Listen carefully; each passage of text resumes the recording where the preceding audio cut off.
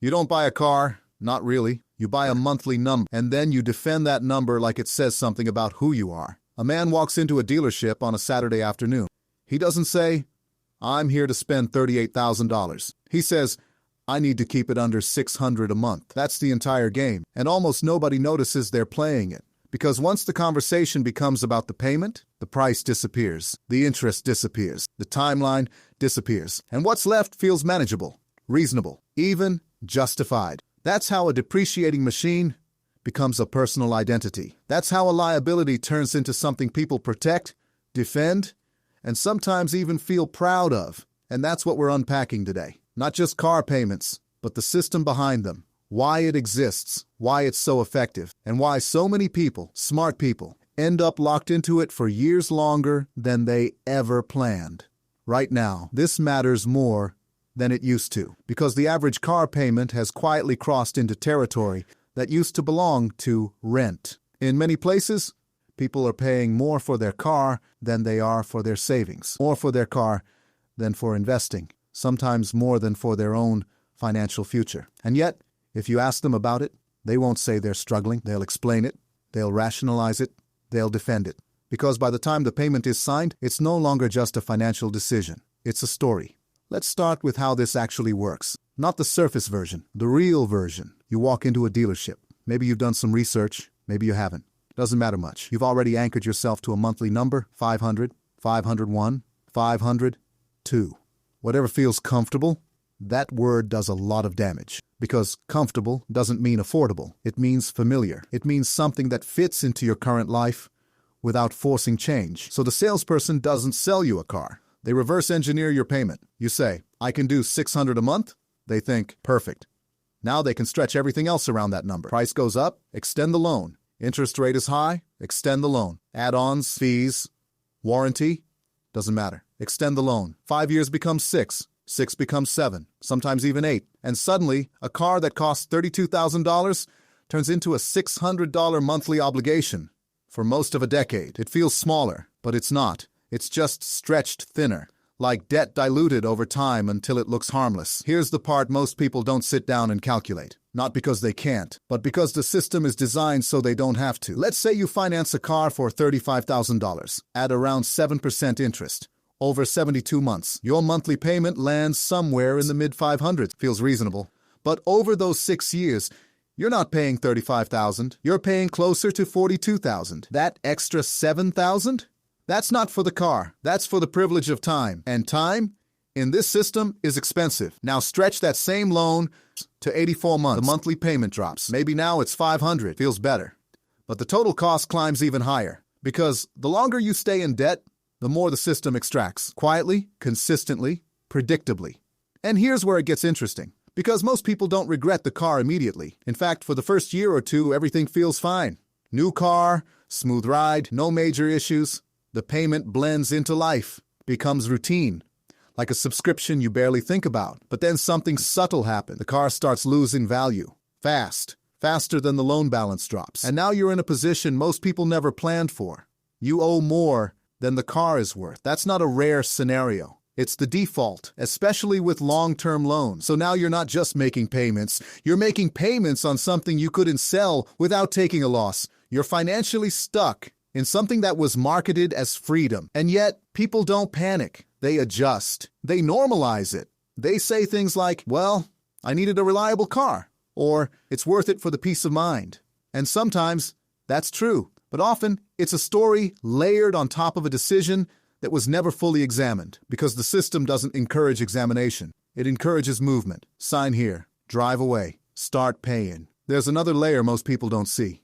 Incentives. Dealerships don't make money the way people think they do. The car itself, margins can be thin, sometimes surprisingly thin. The real money often comes from financing, from arranging the loan, from marking up the interest rate, from selling add-ons that get rolled into the payment. Because once everything is bundled into that monthly number, you're not saying yes to a $2,500 warranty, you're saying yes to an extra $40 a month. That's a different psychological decision. Much easier to accept, much harder to notice. Banks and lenders are part of this too. They're not just providing access, they're structuring behavior.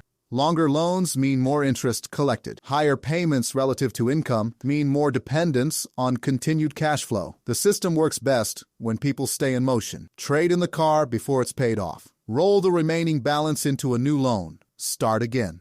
This is where things get quietly absurd, because now you're financing not just a new car, but the leftover debt from the last one. It's called negative equity, but it rarely gets introduced that way. Instead, it's framed as, "We can take care of your old loan," which sounds helpful, almost generous, until you realize nothing disappeared.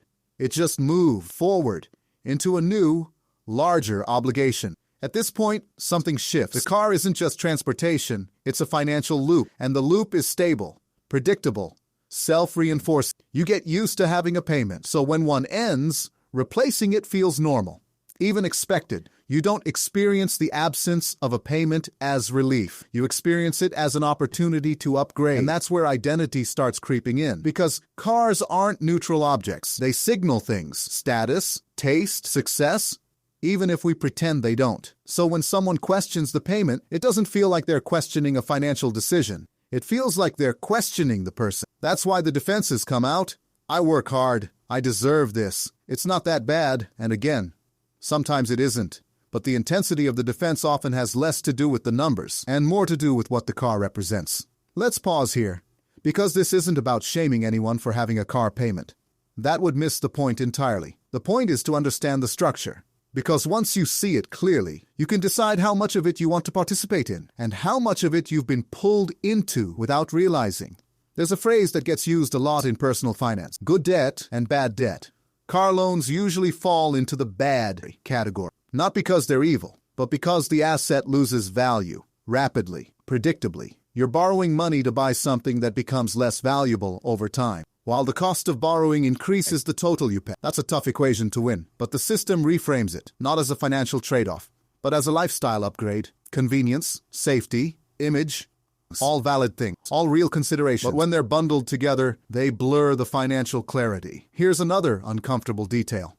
The higher your income, the easier it is to fall into this, because the system scales. If you can afford $1,000 a month, the market will happily provide a car that fits that number. And the same logic applies. Longer loan, more interest, more total cost, just at a different tier. So this isn't just a problem for people struggling financially. It's a system that adapts to whatever you can handle, and then quietly asks for a little more. Now let's look at the contrast. Public perception versus underlying reality. Publicly, the narrative is simple. Cars are necessary. Financing is normal.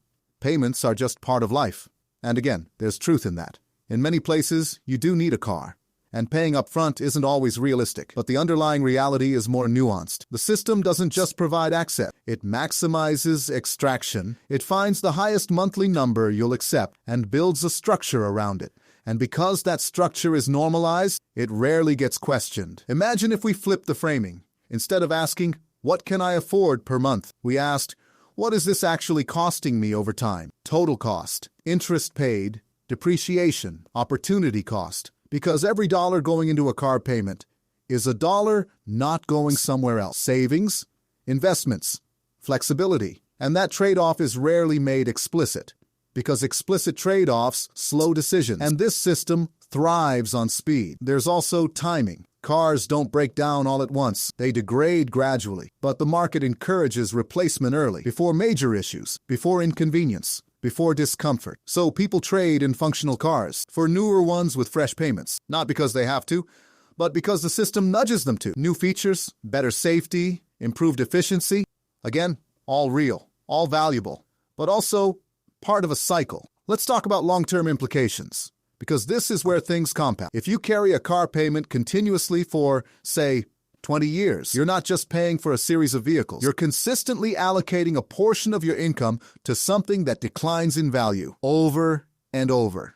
That's not a one-time decision. That's a pattern. And patterns shape outcomes. Not dramatically, not overnight, but steadily, quietly, over time.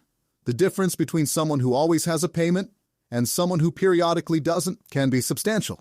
Not because one is morally better, but because the financial trajectories diverge. There's also risk. A fixed payment assumes a stable future, stable income, stable expenses, but life doesn't always cooperate. job changes, unexpected costs, economic shifts. And when those happen, fixed obligations become pressure points. The car doesn't adjust. The payment doesn't shrink. It just sits there, every month, waiting. Now, here's the part that's easy to miss. None of this is hidden. The numbers are there. The terms are there. The contracts are clear.